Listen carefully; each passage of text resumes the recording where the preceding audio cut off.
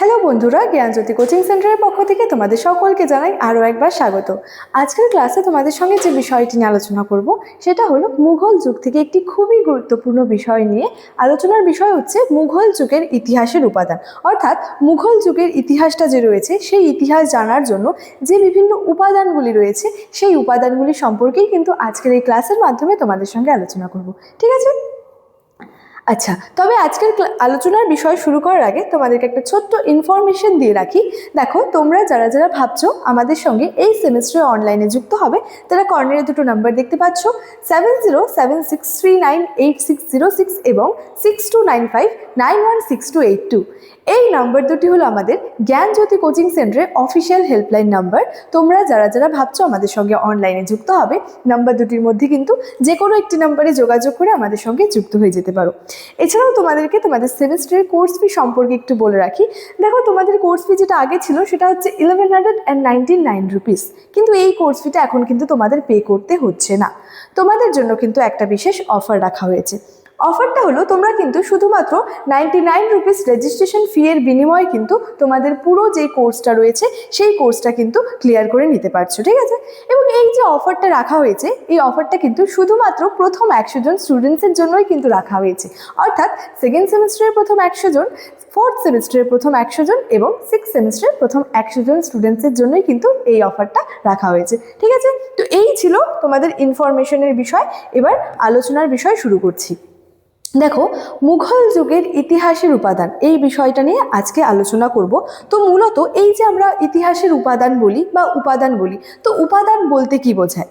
উপাদান বলতে বোঝানো হচ্ছে যে অতীতের যে বিভিন্ন গুরুত্বপূর্ণ ঘটনাগুলি আছে, অর্থাৎ অতীতে তো বিভিন্ন ঘটনাগুলি ঘটে গেছে, তো সেই ঘটনাগুলিকে জানার জন্য ঐতিহাসিকরা যেই তথ্যের ওপর বা যে সমস্ত তথ্যের ওপর নির্ভর করে থাকেন বা নির্ভরশীল, সেই নির্ভরযোগ্য বা নির্ভরশীল তথ্যগুলিকেই কিন্তু উপাদান বা ইতিহাসের উপাদান কিন্তু বলা হয়ে থাকে। এবং এই উপাদানগুলি কিন্তু বিভিন্ন ভাগে আর কি বিভক্ত রয়েছে। দেখো কি বলেছে, মুঘল যুগের ইতিহাস জানার জন্য ঐতিহাসিক উপাদানগুলিকে মূলত তিনটি প্রধান ভাগে কিন্তু ভাগ করা যায়। অর্থাৎ এই যে মুঘল যুগটা যে রয়েছে, এই মুঘল যুগের যে ইতিহাসের উপাদান রয়েছে সেটাকে জানার জন্য ঐতিহাসিকরা মূলত আর কি যে উপাদানগুলিকে তিনটি প্রধান ভাগে কিন্তু ভাগ করেছেন। কি কি? দেখো, প্রথমটা হচ্ছে দেশীয় সাহিত্যিক উপাদান বা যেটাকে গ্রন্থও বলা হচ্ছে, দ্বিতীয়টা হচ্ছে বিদেশি পর্যটকদের বিবরণ বা বিবরণী, এবং 3 নম্বরে হচ্ছে প্রত্নতাত্ত্বিক উপাদান। ঠিক আছে? তো এই তিনটা উপাদান সম্পর্কেই মূলত আজকের ক্লাসের মাধ্যমে তোমাদের সঙ্গে আলোচনা করব। দেখো, প্রথম উপাদানে কি বলা হচ্ছে যে দেশীয় সাহিত্য, অর্থাৎ দেশীয় সাহিত্যিক উপাদান এবং গ্রন্থ। বলেছে মুঘল সম্রাট এবং রাজ পরিবারের সদস্যদের লেখা স্মৃতিকথা এবং আত্মজীবনী থেকে কি হচ্ছে সেই সময়ের অনেক গুরুত্বপূর্ণ তথ্য কিন্তু পাওয়া যায়। অর্থাৎ বিভিন্ন মুঘল সম্রাটেরা ছিলেন এবং তাদের রাজ পরিবারের বিভিন্ন সদস্যদের লেখা আর কি বিভিন্ন যে স্মৃতিকথাগুলি রয়েছে, আত্মজীবনী, অর্থাৎ স্মৃতিকথা আত্মজীবনীমূলক যে সমস্ত গ্রন্থগুলি রয়েছে সেই গ্রন্থগুলির উপর ভিত্তি করে কি হচ্ছে আমরা মুঘল যুগের ইতিহাসটা কিন্তু জানতে পারছি। ঠিক আছে? দেখো, সেই মতোই এই যেখানে বললাম যে বিভিন্ন মুঘল সম্রাট এবং রাজ পরিবারের সদস্যদের, তো মুঘল সম্রাটদের মধ্যে যেমন বাবর ছিলেন, জাহাঙ্গীর ছিলেন, আরও বিভিন্ন কিন্তু সম্রাটেরা ছিলেন। ঠিক আছে? দেখো, প্রথমে এখানে কি বলেছে, সম্রাট বাবরের আত্মজীবনী তুজুক-ই-বাবরি, অর্থাৎ সম্রাট বাবরের একটা আত্মজীবনী রয়েছে, সেটা ছিল হচ্ছে তুজুক-ই-বাবরি। সম্রাট জাহাঙ্গীরের আত্মজীবনী তুজুক-ই-জাহাঙ্গীরি। গুলবাদান বেগম রচিত সম্রাট হুমায়ুনের জীবনী হুমায়ুন নামা, অর্থাৎ গুলবাদান বেগম একটা আর কি রচনা করেছিলেন গ্রন্থটি হুমায়ুনের জীবনী নিয়ে, সেটাকে বলা হচ্ছে আর কি হুমায়ুন নামা। এছাড়াও বলেছে, দেখো, আবুল ফজলের লেখা আইনি আকবরী এবং আকবর নামা এবং বদাউনি রচিত যে মুন্তাখাব উল তারিখ মুঘল যুগের ইতিহাসের কিন্তু একটি যে সামগ্রিক চিত্র আর কি তুলে ধরে।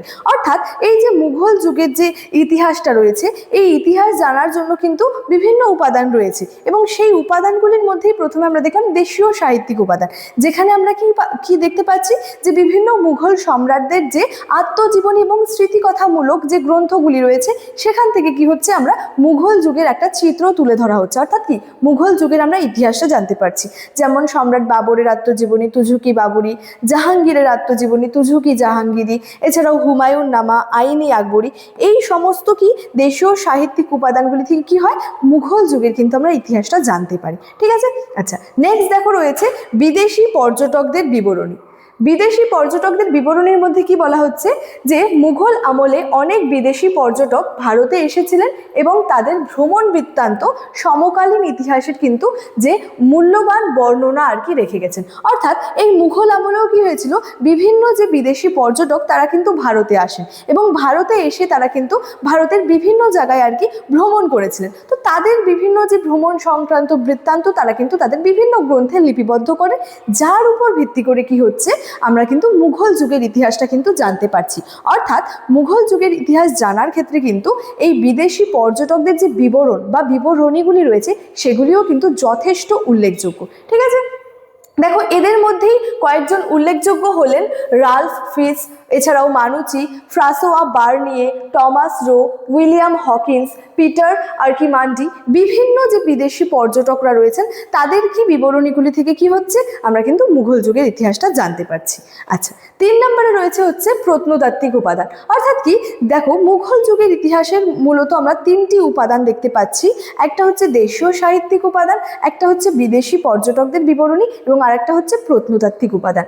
প্রত্নতাত্ত্বিক উপাদানের মধ্যে কি বলা হচ্ছে, মুঘল যুগের ইতিহাসের উপাদান হিসেবে মুদ্রা, স্থাপত্য কীর্তি, শিল্প নিদর্শনগুলিরও কিন্তু গুরুত্ব অনস্বীকার্য।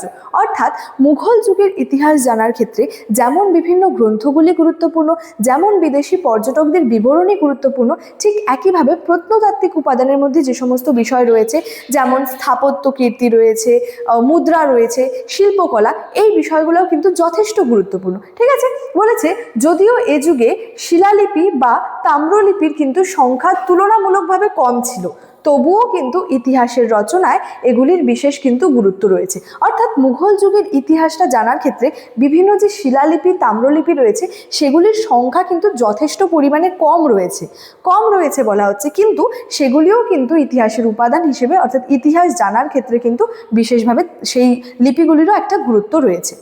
বিশেষ করে সঠিক তারিখ নির্ধারণে, ব্যবসা বাণিজ্য ও অর্থনৈতিক তথ্যের প্রয়োজনে এবং ধর্মীয় জীবনের খুঁটিনাটি জানতে হলে কিন্তু এই লিপিগুলির গুরুত্ব কিন্তু অপরিসীম রয়েছে।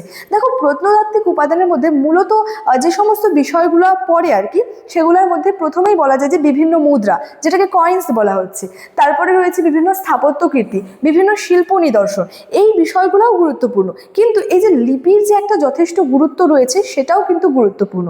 যেহেতু আমরা এখানে দেখতে পাচ্ছি যে শিলালিপি বা তাম্রলিপির সংখ্যা কিন্তু এই যুগে যথেষ্ট তুলনামূলকভাবে কম ছিল, কিন্তু তবুও কি হচ্ছে, এখান থেকে কিন্তু যে একটা বিশেষ গুরুত্ব রয়েছে এগুলার ইতিহাস রচনার ক্ষেত্রে। বিশেষ করে কোন কোন দিকটাতে গুরুত্ব রয়েছে, বিশেষ করে দেখো কোনো সঠিক তারিখ নির্ধারণে লিপির গুরুত্ব রয়েছে, এছাড়াও ব্যবসা বাণিজ্যের ক্ষেত্রে, অর্থনৈতিক বিভিন্ন তথ্য প্রয়োজনের ক্ষেত্রে কিন্তু এগুলোর যথেষ্ট গুরুত্ব রয়েছে। বিশেষত আরও ধর্মীয় জীবনের খুঁটিনাটি জানতে হলেও কি হচ্ছে, এই লিপিগুলি কিন্তু যথেষ্ট গুরুত্বপূর্ণ। সুতরাং মুঘল যুগের ইতিহাস রচনার ক্ষেত্রে বা ইতিহাসটা জানার ক্ষেত্রে কিন্তু যেমন দেশীয় সাহিত্যিক উপাদান বা গ্রন্থগুলি গুরুত্বপূর্ণ, যেমন বিদেশি পর্যটকদের বিবরণী গুরুত্বপূর্ণ, ঠিক একইভাবে প্রত্নতাত্ত্বিক উপাদানগুলিরও কিন্তু যথেষ্ট গুরুত্ব রয়েছে। ঠিক আছে। পরিশেষে কি বলা যায় যে মুঘল যুগের ইতিহাস রচনার ক্ষেত্রে কি হচ্ছে, সেই সময়ের শিল্প, স্থাপত্য, ভাস্কর্য, সাহিত্য, লিপি, চিত্রকলা, এই প্রতিটি বিষয়েরই কিন্তু গুরুত্ব অত্যন্ত বেশি। অর্থাৎ কোনো নির্দিষ্ট একটাকে নিয়ে কিন্তু বলা যায় না যে এই জিনিসটারই গুরুত্ব সব থেকে বেশি রয়েছে। অর্থাৎ মুঘল যুগের ইতিহাস জানতে গেলে প্রতিটি জিনিসের কিন্তু গুরুত্ব রয়েছে, প্রতিটি জিনিসই কিন্তু গুরুত্বপূর্ণ। সেটা হতে পারে ভাস্কর্য, সেটা হতে পারে লিপি, সেটা হতে পারে সাহিত্য, সেটা হতে পারে চিত্রকলা, প্রত্যেকটা জিনিসের কিন্তু যথেষ্ট গুরুত্ব রয়েছে। ঠিক আছে। তাহলে মুঘল যুগের ইতিহাসের উপাদানের মধ্যে কোন কোন বিষয়গুলো রয়েছে, এই বিষয়টা নিয়ে কিন্তু আজকে আমার আলোচনা এতটাই ছিল। ইনফরমেশন ভিডিওর শুরুতে আলোচনা করে রেখেছিলাম। চলো, আজকের ক্লাস এতটাই, দেখা হচ্ছে পরবর্তী ক্লাসে। Thank you so much, thanks for watching.